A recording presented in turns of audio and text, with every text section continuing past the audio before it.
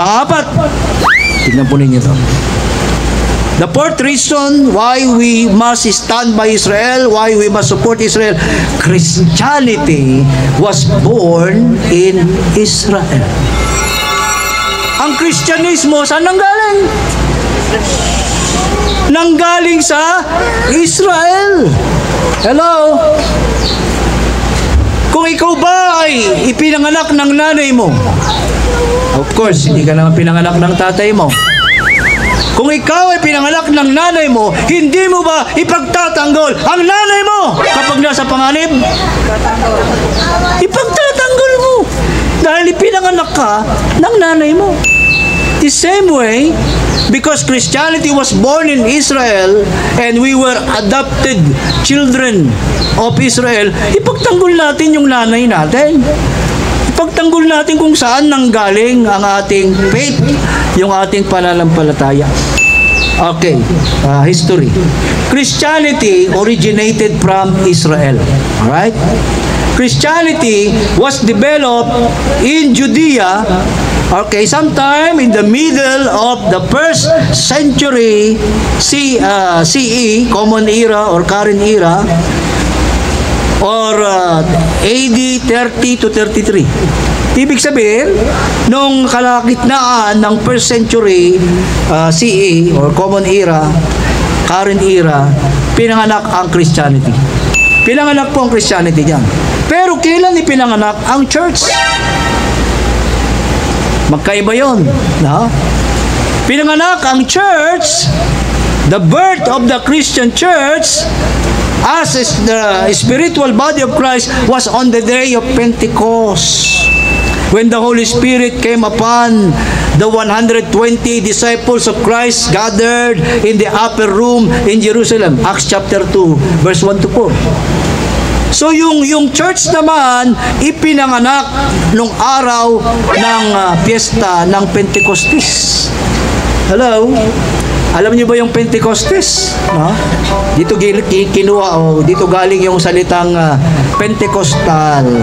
Yung mga Christian na Pentecostal, kinuha nila dito yung term na Pentecostal. Dito sa araw, sa piyesta ng Pentecostes, ano ba yung piyesta na yan mga kapatid? That's the Feast of the Harvest of Wheat. Piyesta yan ng pag-aani ng trigo, pag-aani ng mga palay. Yan yung piyesta niyan. Kaya nung araw na yan, maraming naani na mga kaluluwa, around 3,000 got saved.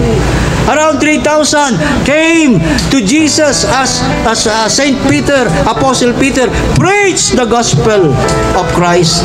Nung araw din na yun, umani sila ng mga 3,000 na mga new believers, new followers of Christ. Kaya sumabay dun sa diwa ng pag-aani. Okay?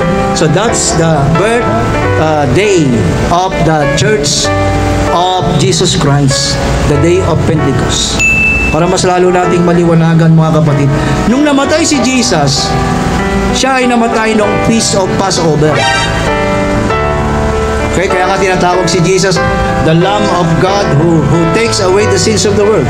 Kasi nung siya ay namatay, doon mismo sa araw ng piyesta ng Pasko, hindi Pasko yun ha, Pasko is Passover. Alam nyo ba sa piyesta ng Passover, nagpapatay ng tupa ang mga Israelita. Nagsimula yun nung sila ay nasa Egypt pa, nagpahid sila ng yung mga dugo ng tupa doon sa doorpost. Yung pintuan, sa haligi ng pintuan, at yung angel of death passed over the Israelites. Yung angel of death pumunta doon sa mga Egyptian, lahat ng mga firstborn ng mga Egyptian, kasama na yung firstborn ng Pero ng hari namatay. Kaya inaalala nila yung Passover, yun yung piyesta, nag-aalay sila ng tupa na ipinapahid nila sa mga poste ng kanilang pintuan. But Jesus is our Passover Lamb. because He takes away our sins and the sins of the world. Right? So nakita niyo po ang background natin. Now, pagitan ng Feast of the Passover, kung kailan namatay si Jesus, tingnan nyo, nag-resurrect si Jesus after 3 days. Tama? Around 40 days, ang sabi sa Bible, nagpakita pa siya sa mga alagad niya. Okay. Alam nyo ba, exactly 50 days after the Feast of the Passover is the Feast of the Pentecost Day. 50, kaya nga, Pente, it means 5, no? Pente, 50, no? Yung root word doon na pente, that means 5. Pentecost, ano yun? Ibig sabihin, 50 yun. 50 days after the Feast of the Passover, when Jesus Christ died, dumating naman yung Feast of the Pentecost. No? So, exactly 50 days. Doon naman, ipinanganak ang church ni Jesus Christ. Dahil ang Christianity, pinanganak sa Israel, isa ito sa 5 dahilan kung bakit kailangan nating ipagtanggol, ipanalangin ang nation of Israel.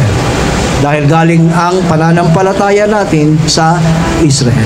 Hindi sa Roma, baka sabi nung iba kasi, nandun doon sa Roma, no? Nasa ba yung Rome? Nasa Italy po ang Rome, no? Hindi po galing doon ang Christianity, galing doon ang Catholicism, hindi po Christianity.